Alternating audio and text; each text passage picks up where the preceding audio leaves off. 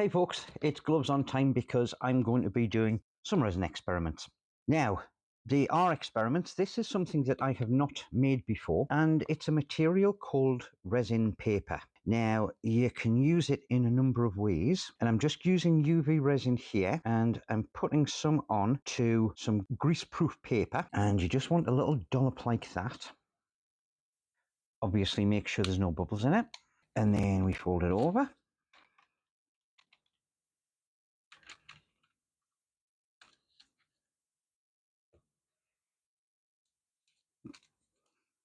Get it nice and flat.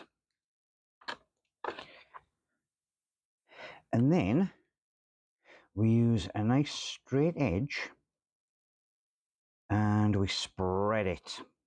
So a little bit does go a massively long way.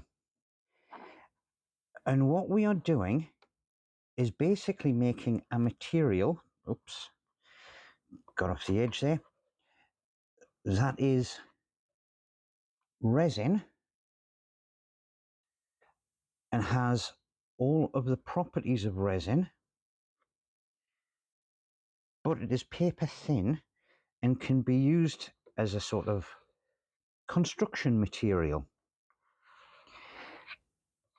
But the good thing about it being resin is the fact that when it interacts with other resin, it should be completely imperceptible and leave no joins. So you can use it as a sort of blocker if you've got different colours or things like that, so you can sort of section up your mould. I'm going to make two types of paper resin. One is clear, the other one is going to have a little bit of a colour, and I am going to have an experiment and see basically what I can make out of it.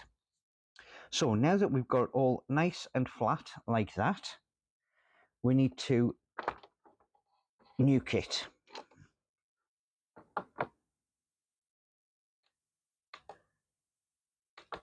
And because I'm using unbleached baking paper, which is this sort of brown stuff, rather than the white that I've seen other people use, I am going to turn it over and I am going to give it another nuke on the other side just to make sure that everything is cured and it's 5 minutes on both sides. That's just to be, 100% certain that everything is going to be all cured and hardened. And now it's the moment of truth.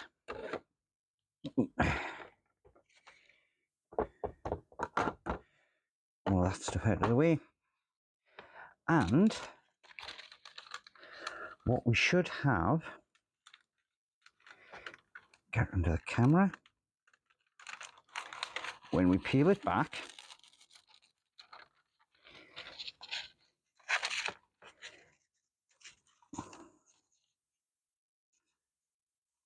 where's the edge? There's an edge.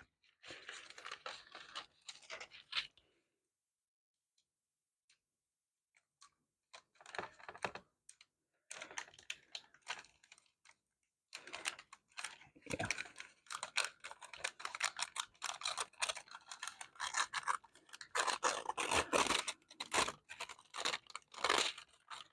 Oh, and you can see how basically flimsy that is, but that is all resin. So yeah, real wafer thin, but the good thing is, even though it sort of picked up that kind of opaque texture, when it's popped into other resin, you shouldn't be able to see it. Or at least that's the plan. Now, I know that this stuff will cut with scissors, but first quick experiment for us modelers. Here I have an impromptu cutting mat.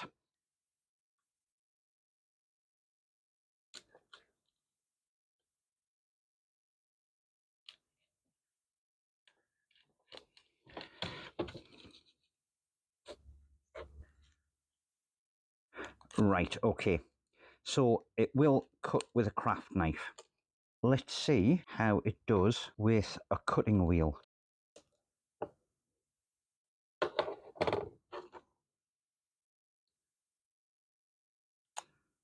I'm wondering whether or not it's the fact that I'm just using foam card. Let me go and get some plastic and I'll try that again. All right, just done some scrap plastic so that I can get a bit better pressure. Oh, yeah, dead easy with a cutting wheel, no problem at all.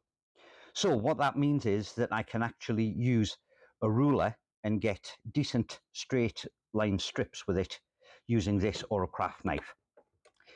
Excellent. Okay, next thing we're going to do is make up another bit of UV resin for some coloured paper. And that might even be too much. And I want a drop of ink. I'll give it 2, why not? And hopefully, because this is so thin, there's not going to be a problem with it, curing. And this is gold chameleon powder. I was looking for the mica powder, but this came to hand, and we'll mix that through. And that might even be a bit too much. However, we shall see. It is, after all, an experiment. And I don't necessarily mind too much that I've spilled a little bit of the chameleon powder all over the place, because it is kind of the effect that I'm going for. Right, get out.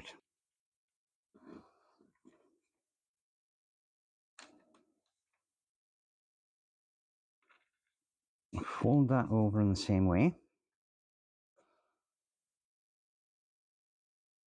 Nice crease down there. And then spread it out.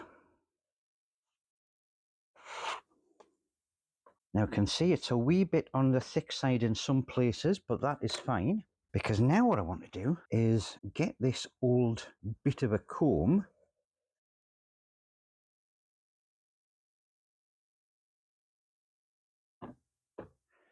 and run it across like that to give it a wee bit more of a texture and some sort of striation, if that's the right word. Okay, we'll see how that goes. Time to get it onto nuke. Okay, the moment of truth, it's come out the way I wanted it. You can certainly see that sort of darker, lighter striation pattern in there, which is what I was after. What I am now going to do is remove this from the paper. I'm going to cut it up into really small slivers, so I'm almost kind of making a coarse glitter, and I will show you what I'm going to use that for in the later part of the video. So I will get on and get that done off camera. Okay, so this is the mold that I am going to be using for the experiment, and I'm going to make 2 of these, well, bookmarks, but essentially what they are is they're going to be colour strips. Now, I've got some inks, and what I'm going to do is on both of them, I'm going to put a dot of ink, different colours, all the way down, because we found that some of the inks can sort of overpower others. So I do want a test strip to see, how they sort of spread and mingle and things like that. But what I also have is some of the resin paper, and I'm going to pop that in essentially as a barrier on one of them to see if we can stop that mixing, and keep it more separate. Now, for this, rather than UV resin, I am going to be using a 2-part resin. So it's going to be a couple of days before it's actually fully set. And this one is done by volume. So that looks about 40. And that's 80 closest, damn it. And then you want to give this a really good stir. So this is a 3-minute stir. I've got a timer on. And the one thing to just make sure that you do is always scrape your stirring stick and make sure that you get all the way around the edges, because what you don't want is an uneven mix. You want it all the way through, and it can, or you can get one part stuck to the side of the cup potentially, or on your stirring stick. So just go through and make sure that you have got it all evened out. Now that that's all mixed, I'm going to pour the resin, and we will get rid of any bubbles. And you can see a few bubbles coming up to the surface. We just get rid of those with a long neck lighter. Never a blowtorch. You can use a heat gun. Some more of those are going to have to be done a little bit later as it sets. But as those bubbles are coming up, what I am going to do is on one of them start dropping in these resin paper dividers. I'm just going to use a toothpick to work it down and into position. All right, I'll get on with the rest of those off camera. All right, you probably can't tell from the camera, but yes, all of the dividers are in here, and it's time to start adding some colour. And I'm just going to go from the top and add a dot of each, whoops, round about the same space, so that we can see what the difference is going to be as we go down. And I can see that that one has already jumped the divider. Maybe it'll look different from the front.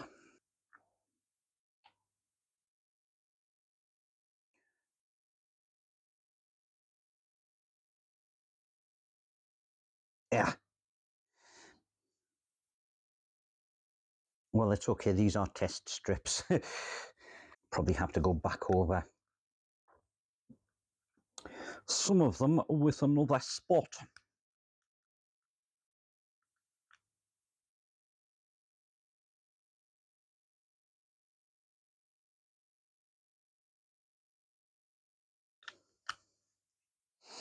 But you can see how some of the colours kind of push the other ones out of the way, and they can overpower things. And that was part of what I wanted to do in this particular experiment. In fact, I tell you what, I'm going to use 2 drops in each, just to make sure that I do actually get the colour. So I'll go back over some of the ones where it was only 1. I do like the look of this blue here, but it doesn't seem as if it wants to do a great deal. And then it was the orange and the red. No, sorry. That yellow on this side needs 1 more drop. You can see why this is more of a art than a science, because there is absolutely no way that you could reproduce this kind of thing exactly if you tried it. All right. So I am just going to let this lot settle and spread. I'll move it out of the way, and then I'll get on with the next one. Okay, back to the rest of the resin that I poured, and I've got to be quick with this because I am running out of time. I am going to add, when I get the top off, some red ink.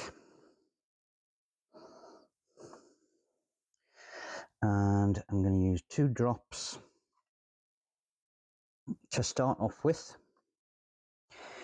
And here, get in camera, that is that other resin paper, and it's been flaked down, and that is going to be essentially our glitter, if it'll come out. I don't want a huge amount of this in here. I could have done some more, but I just wanted enough basically to give sort of like an imperfection on the inside of a stone. So let's see what that mixes up like. Okay, and I am getting towards the end of the work time with that resin. I'm going to add a few drops more of the red ink because I want it slightly darker. Go on, a couple more. All right, so that was 7 altogether. Is that going to give us the vibrancy I'm after? Hopefully it is. Good mix through.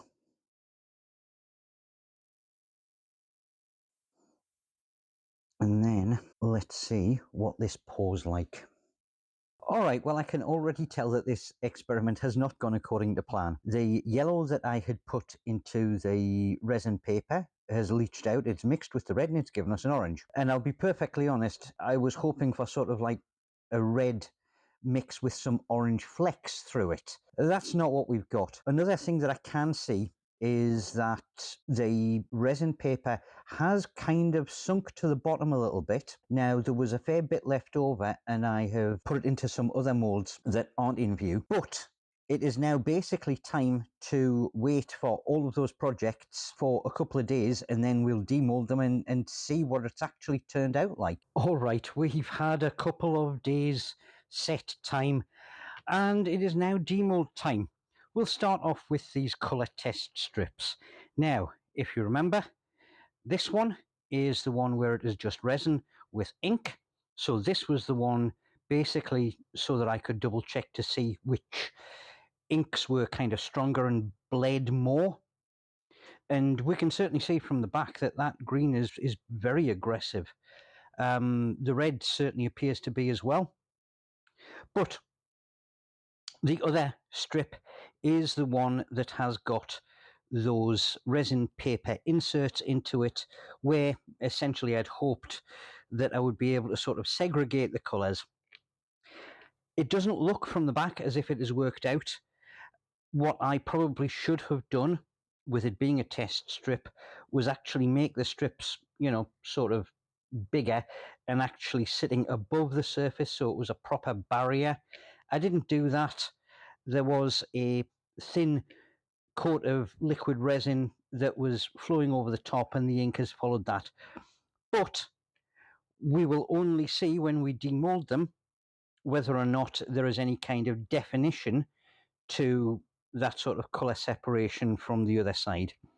So let's start with the ink only one.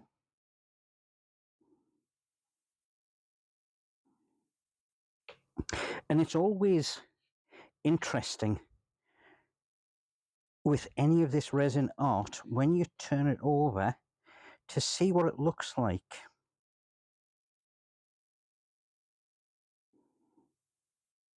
Yeah, so that green is definitely a very aggressive one, certainly against the yellow. And the red and, well, not necessarily the orange. I think the red has been the most aggressive one there. I know in other pours, the wife was having problems. I think it was with this blue.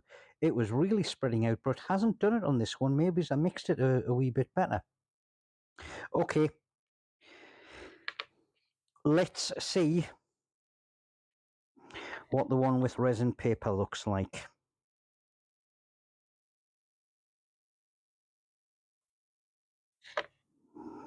Is it going to look any different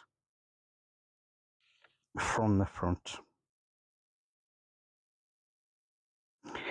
Realistically, no. I mean, you can certainly see in a couple of places where it has, you know, adhered to